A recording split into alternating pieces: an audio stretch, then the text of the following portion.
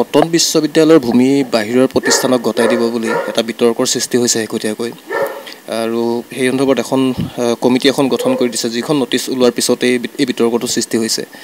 এই সমগ্ৰ বিতৰ্কটোক লৈ আপুনি কটন কলেজৰ প্ৰাক্তন অধ্যক্ষ হিচাপে এই বিষয়টোক আপুনি কি মতামত আগবঢ়াব?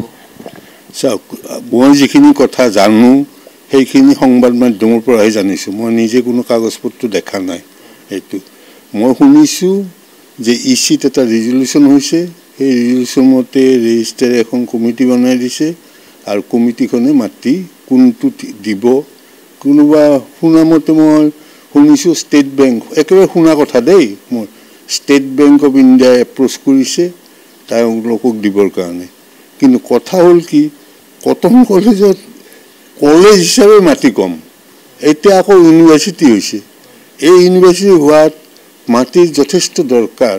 তাতেই যদি আজি ইয়াৰ পৰা মাটি নিদিয়ে বৰ দুখ লগা কথা। মই কটনিয়ান হিচাপে বা মই কটন কলেজত কাম কৰা হিচাপে মই এই কথাটো কেতিয়াও সমৰ্থন নকৰোঁ। ছাৰ, তাতে যিখন নটিচ ওলাইছে তাতে এটা কথা কৈছে, ৰেভিনিউ আৰ্ণ কৰিবৰ কাৰণে, পুঁজি সংগ্ৰহ কৰিবৰ কাৰণে তেওঁলোকে ৰাজহ সংগ্ৰহৰ কাৰণে হয়তো স্পেচ বেলেগক দিব, বহিৰাগত প্ৰতিষ্ঠানক। এতিয়া কথা হ'ল ছাৰ, বিশ্ববিদ্যালয় কৰাৰ পিছত বিশ্ববিদ্যালয়খনে নিজা ৰাজহ সংগ্ৰহ কৰিবলগীয়া হৈছে। এই ক্ষেত্ৰত ছাৰ, কটন কলেজক বিশ্ববিদ্যালয়লৈ ৰূপান্তৰ কৰাৰ পিছত এই ধৰণৰ কথাবিলাক এতিয়া আহিছে। আপুনি কি ভাবে ছাৰ, বিশ্ববিদ্যালয় কৰাৰ পিছতেই এই সমস্যাবিলাক যে সৃষ্টি হৈছে, এইটো উচিত আছিল নে ছাৰ, কটন কলেজখনক বিশ্ববিদ্যালয়লৈ ৰূপান্তৰ কৰাৰ? নহয়, কলেজ এখনৰ যিমানখিনি আৰ্থিক অনুদান দিব লাগে তাতকৈ ইউনিভাৰ্চিটি বিশ্ববিদ্যালয় এখনক যথেষ্ট বেছি দিব লাগিব, সেইটো সত্য কথা।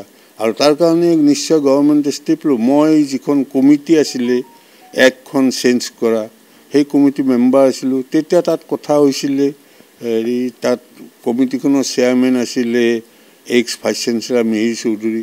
মিহিৰ চৌধুৰী তেতিয়া কৈছিলে, মই গভৰ্ণমেণ্টক কম 200 কোটি টকা দিয়ক, কৰ্পাছ ফাণ্ড এটা কৰক, কৰি পেলাই চলাওক।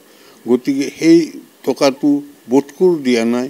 গতিকে এতিয়া টকাৰ অভাৱ নিশ্চয় হৈছে, কিন্তু সেই বুলি কটনৰ প্ৰপাৰ্টি লিজত দি পেলাই চলোৱা, এইটো যদি সেইটোৱেই হয়, মাটি ইমানেই আছে, তেতিয়াহ'লে কটনৰ দীঘলী পুখুৰী পাৰত 300-350 ছোৱালী এটা কেম্পাছত ৰাখিছে, নতুনকৈ এটা হোষ্টেল বনাইছে।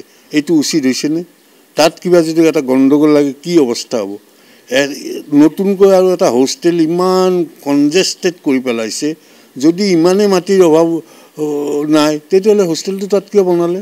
হোষ্টেলটো ভাল ঠাইত নবনালে কিয়? হেৰি কৰি মাটিৰ অভাৱ নিশ্চয় আছে কটন কলেজত। 34 একৰ্ছ মাটি আছে কটন কলেজত, মানে কাগজে কলমে, হয়তো পজিশ্যনত তাতকৈ কম হ'ব।